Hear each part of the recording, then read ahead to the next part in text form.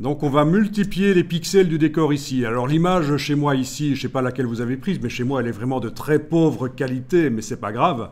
On va tenter quand même de multiplier. On va se dire, tiens, c'est la seule version de cette image que j'ai. On m'oblige à à l'utiliser en fait. Eh bien, on va faire une version avec plus de pixels. Anciennement, je serais allé dans Image, taille de l'image et j'aurais utilisé le rééchantillonnage ici. Mais c'est un peu dépassé. On va faire mieux que ça. On va aller dans le menu Filtre, Neural Filters. Filtre Neural Filters. Parmi tous les filtres neuronaux, vous en avez un qui s'appelle Super Zoom. Il va peut-être vous demander de l'installer. Installez-le. Et quand il est installé, vous l'enclenchez et vous ne faites rien. Attendez. C'est pas si simple. Donc c'est 50 mégas à installer et ça s'installe donc assez vite. Donc ici, vous allez choisir de multiplier, on va faire 3 par exemple, 3 fois plus de pixels, ou 4 peut-être, essayons 4, soyons fous. Ça va faire, non, c'est pas 4 fois plus de pixels, c'est un zoom 4 fois, donc ça fait 16 fois plus de pixels. C'est pas tout. Avec Alt roulette, vous pouvez zoomer à l'arrière, barre d'espacement, vous pouvez regarder ce que ça donne. Bien. On a l'option supprimer les artefacts JPEG. J'enclenche. Ça, c'est en train de calculer. Réduction de bruit, le curseur réduction de bruit. Vous testez.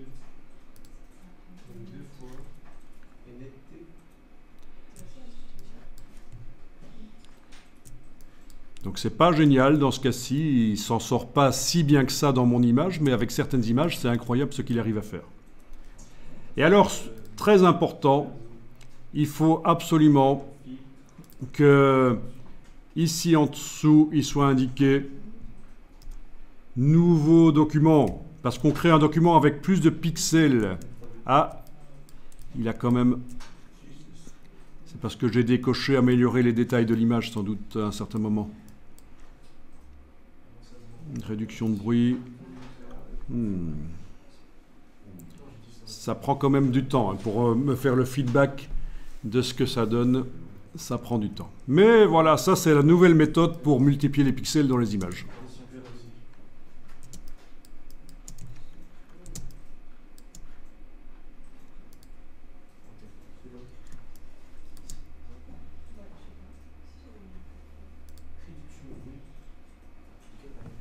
Peut-être augmenter la netteté.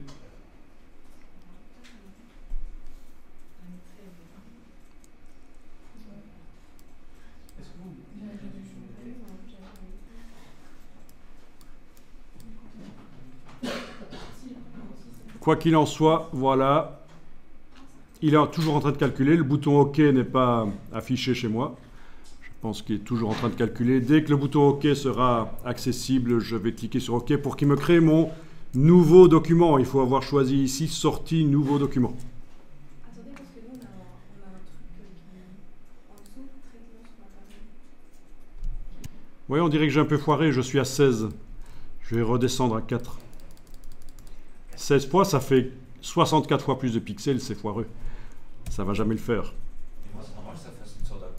Alors, si ça fait un effet aquarelle, essaye de modifier les options,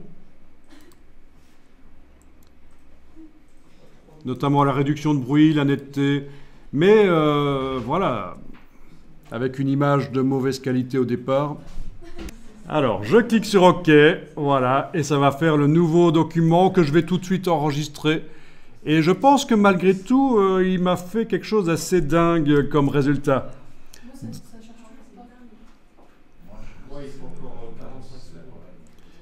Ah oui, avec des ordinateurs un peu lents, c'est le problème, ça peut prendre du temps, je suis désolé, mais ça vaut la peine. Donc, ces choses ne vont qu'aller s'améliorant. Nous sommes au début des systèmes d'intelligence artificielle et d'année en année, ça s'améliore. Donc là, en fait, vous avez fait appel au cloud de Adobe pour réaliser cette multiplication de pixels, en fait. Alors, voyons un peu, si je compare, par exemple, juste pour comparer cette partie ici, vous voyez le lampadaire avec... Eh, ça c'est dingue, je trouve ça dingue. Le lampadaire ici, avec comment est-ce qu'on appelle ça, la bannière, le calicot, enfin je ne sais plus comment on appelle ça, et des fenêtres derrière. Je vais aller voir la même chose dans la version agrandie. Il est là, il est là, il est là. Pour obtenir ça avant, c'est pas évident, hein. C'est pas évident du tout, avant le super zoom, d'arriver à recréer des détails. Je trouve ça quand même assez dingue, quoi. Donc il a même créé sur le calicot une espèce de quoi, de chat ou quoi? Qu'est-ce qu'on a d'autre? Le texte ici. Qu'est-ce que ça disait dans la version ici? Ouais, c'était ça. Voilà. Donc, il vaut toujours mieux, bien sûr, travailler sur des images de bonne qualité dès le départ, mais là, c'est la démonstration que vous pouvez améliorer les images. Vous avez une image très nette, vous pouvez la rendre encore plus nette. Faire des posters vraiment crispy. Et l'arbre derrière, vous avez vu l'arbre? Il démarre des pixels de gauche et il invente les arbres à droite, là. C'est un truc de fou, quoi.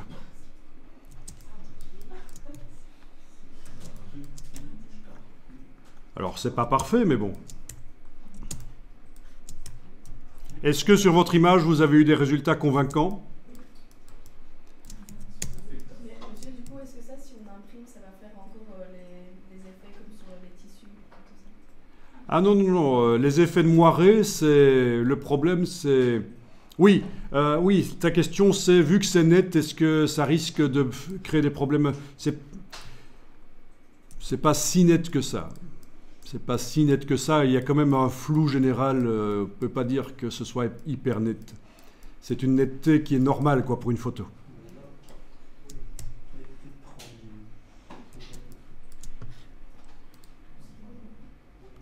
Ok, j'ai déjà enregistré. Et donc, je vais déplacer maintenant la lionne dans le nouveau décor. Et logiquement, vu qu'il contient plus de pixels, eh bien, elle va être plus petite dans le décor. Ah ah. Voilà. Voilà.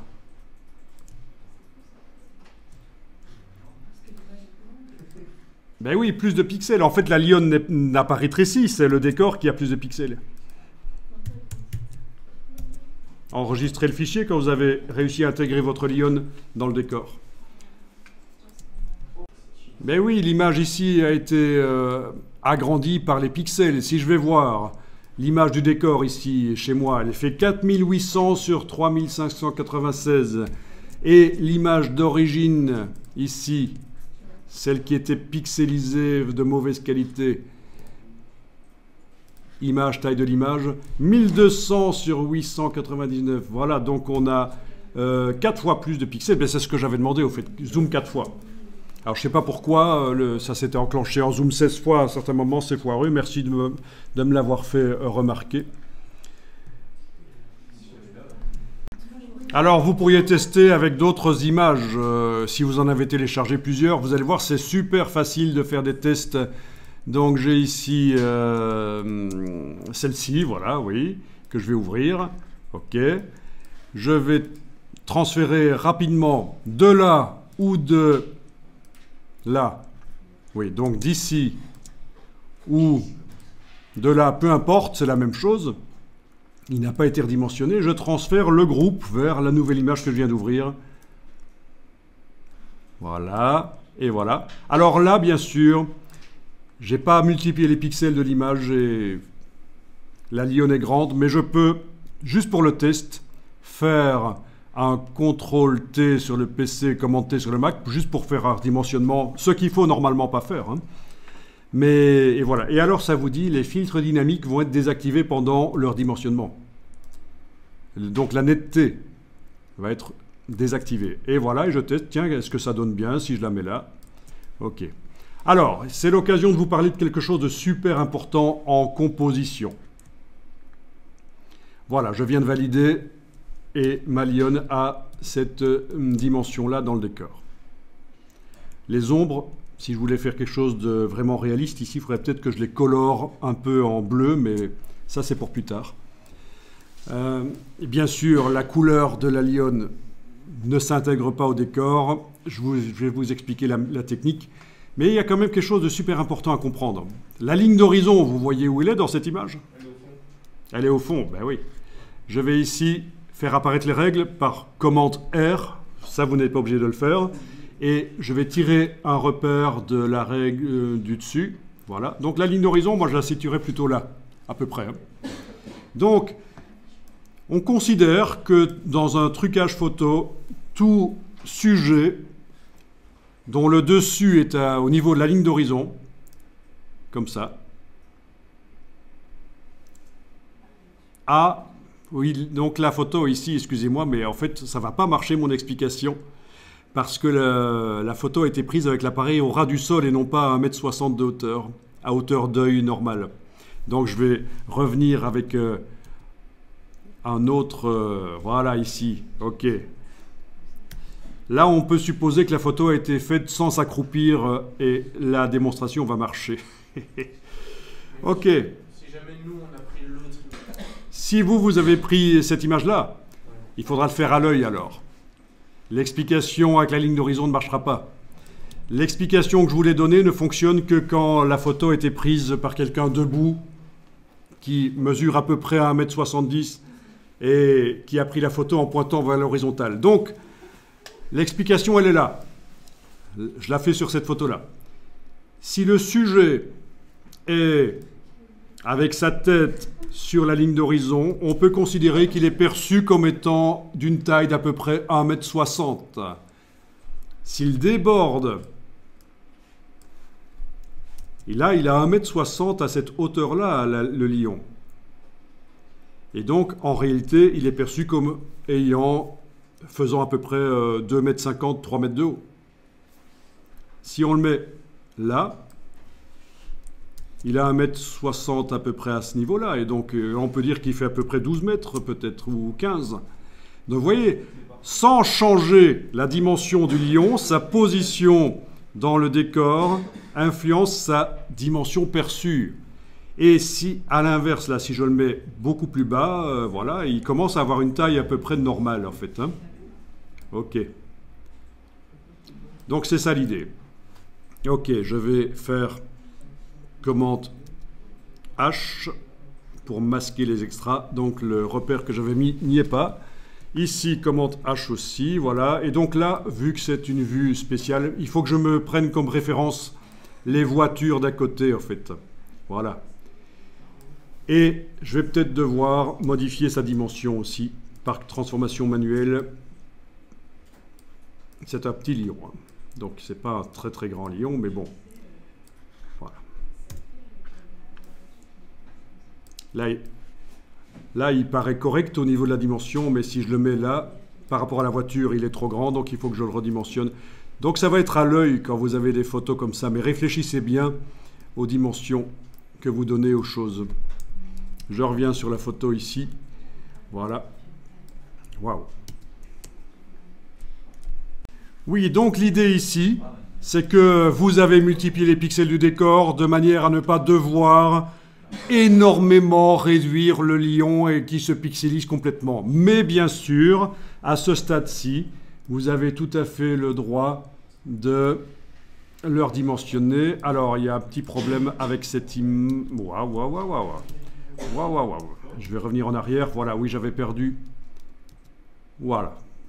J'avais fait quelques petites opérations qui m'avaient pixelisé le groupe et le fusionner avec le calque d'en dessous. Je ne sais pas quelles sont les touches que j'avais enfoncées, mais voilà, j'ai fait une annulation. Et donc, c'est ce que je disais, bien sûr, le groupe ici, on peut leur dimensionner et c'est pas très grave si vous dimensionnez un peu vers le bas. Alors, vous avez remarqué qu'il y a un truc bizarre qui apparaît là, pendant qu'on est en train de redimensionner, c'est parce qu'il y a une marionnette qui est appliquée sur le lion et dès qu'on va valider, ça va revenir normal. Il ne sait pas trop, pendant qu'on redimensionne, me montrer les choses correctement. Voilà. Donc, positionnez-la de manière à ce qu'elle ait une taille normale dans le décor. Par rapport à la ligne d'horizon, voilà, c'est pas évident. C'est pas évident parce qu'il faut aussi que les angles de vue correspondent. Donc elle doit se situer assez proche de la ligne d'horizon finalement. On valide, et voilà. Et c'est correct. Et on peut repositionner si on veut. Et donc la force des ombres, vraiment, si j'ouvre le groupe et que j'enlève les yeux en face des calques d'ombre, en glissant comme ça sur les yeux, on voit que l'intégration est foireuse. Mais dès qu'on met les ombres, ça a l'air d'être meilleur déjà. Voilà. Et elles ont été faciles à faire, ces ombres.